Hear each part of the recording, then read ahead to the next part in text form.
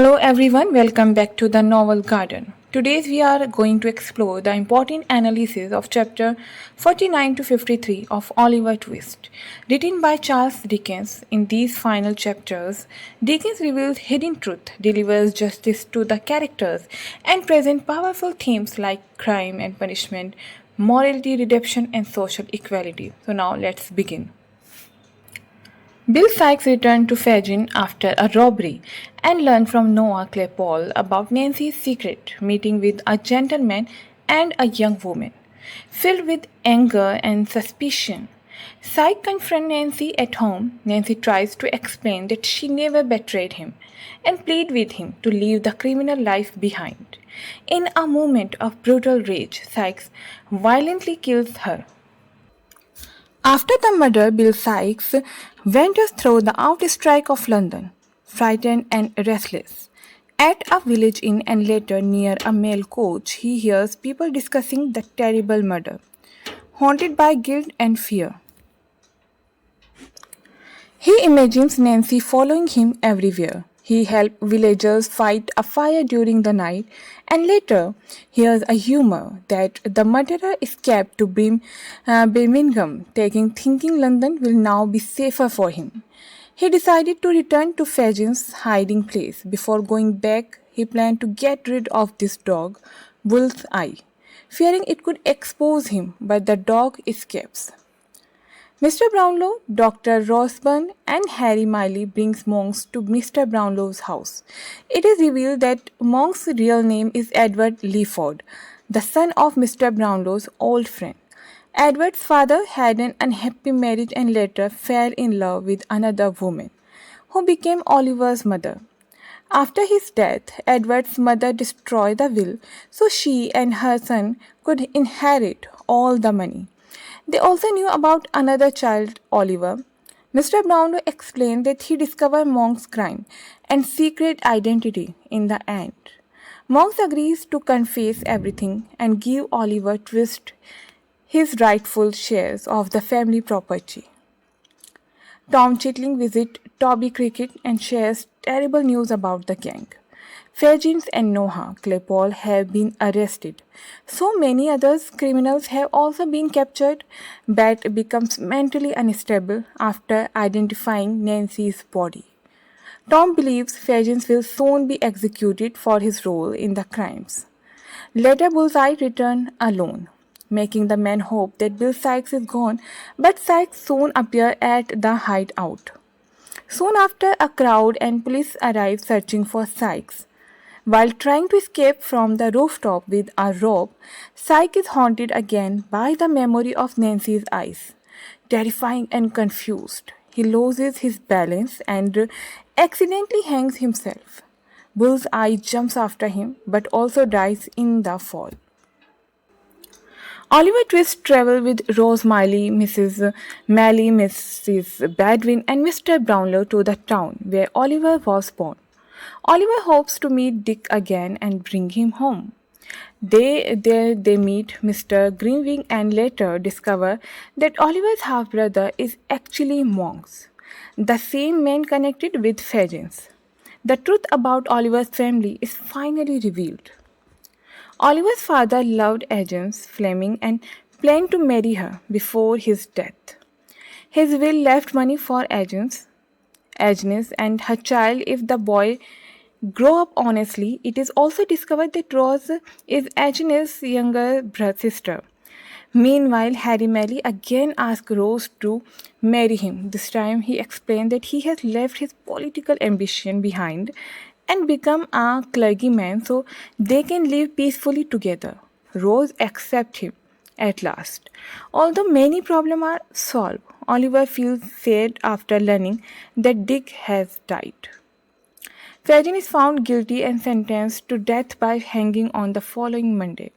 Alone in his prison cell, he becomes fearful and disturbed, remembering the many criminals he once saw executed. As the final hours pass, he grows weak and confused while waiting for his punishment. Late on Sunday night, Mr. Brownlow and Oliver Twist visit him in prison. They can hear workers building the gallows outside. Fagins speak wildly and seem close to madness. Mr. Brownlow asks about some important papers connected to monks, and Fagin secretly tells Oliver where they are hidden. Oliver kindly offers to stay and pray with him, but Fagin desperately begs the boy to help him escape.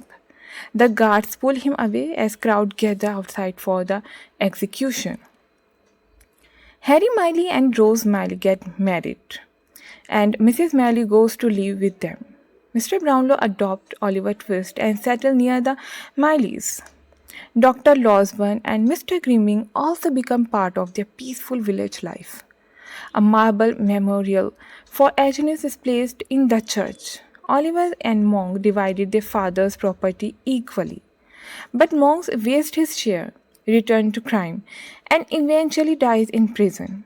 Noah Claypole becomes a police informer, while the Bumbles fall into poverty and end up in the workhouse. Charlie Bates changes his life for the better, leaves crime behind, and becomes an honest farmer. So now, this analysis will be especially helpful for students, literature lovers, and competitive exams preparation. So grab your notebook and let's begin. Charles Dickens uses dramatic irony in chapter 47. The reader knows that Nancy never betrayed the gang, but still Sykes is falsely led to believe she did. This creates tension and tragedy because the audience understands the danger before Nancy does. Fagin manipulates the situation by twisting Noah's report and making Sykes suspicious of Nancy. His lies directly place Nancy's life in danger and show Fagin's cruel and calculating nature. After murdering Nancy, Sykes changed from a terrifying criminal into a frightened and guilty man. Dickens shows how crime destroys the criminal from within. Dickens uses powerful ghosts like imaginary to show Sykes' guilt. Sykes imagines Nancy following him everywhere, and her memory haunts his mind constantly. This shows that he cannot escape his conscience. The description of Nancy's shadow, rustling and garment, and a last low cry create a dark gothic atmosphere and increase the horror of the chapters. Bull's Eye, Sykes' dog, symbolically represent Sykes himself. Both are violent, haunted, and feared by society. When Sykes thinking about killing Bull's Eye to avoid capture, it symbolically suggested a hidden desire to destroy himself as well. Later, Bull's Eye dies while trying to stay close to Sykes. This reflects the strong connection between the dog and its master and makes the ending even more tragic. These chapters show major themes of the novel: guilt, crime, punishment, fear, betrayal, and the psychological consequences of violence. Charles Dickens finally revealed the mystery of Oliver Twist's birth and family background in these chapters. This ending ties together many hidden secrets from earlier part of the novel. The chapter of monks represent greed, jealousy, and corruption. He tries to destroy Oliver because he fears losing his inheritance. Dickens shows how selfishness can ruin a person's life. The destroyed will become an important symbol in the novel. It represents injustice because Oliver is denied his rightful identity and inheritance for many years.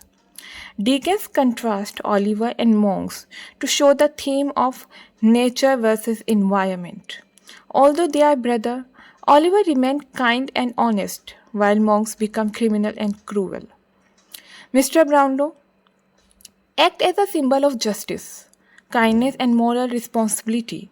He uncovered the truth and helped restore fairness in Oliver's life. The revelation that Rose Miley is Agnes Fleming's sister strengthens the importance of family connection and emotional healing in the novel. Harry Miley giving up his political ambition for Rose shows the theme of true love and personal sacrifice. Dickens presents love as more important than social status. Dick's death creates emotional sadness at the end of the story. His character represents innocence and the suffering of poor children in Victorian society. Chapter 52 presents one of the most powerful scenes in the novel through Fagin's final hour in prison. Dickens shows the psychological fear of death and punishment very realistically.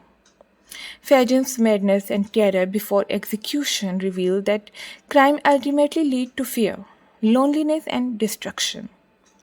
Oliver's kindness toward Fagin, even after all the suffering he caused, highlight Oliver's pure and forgiving nature.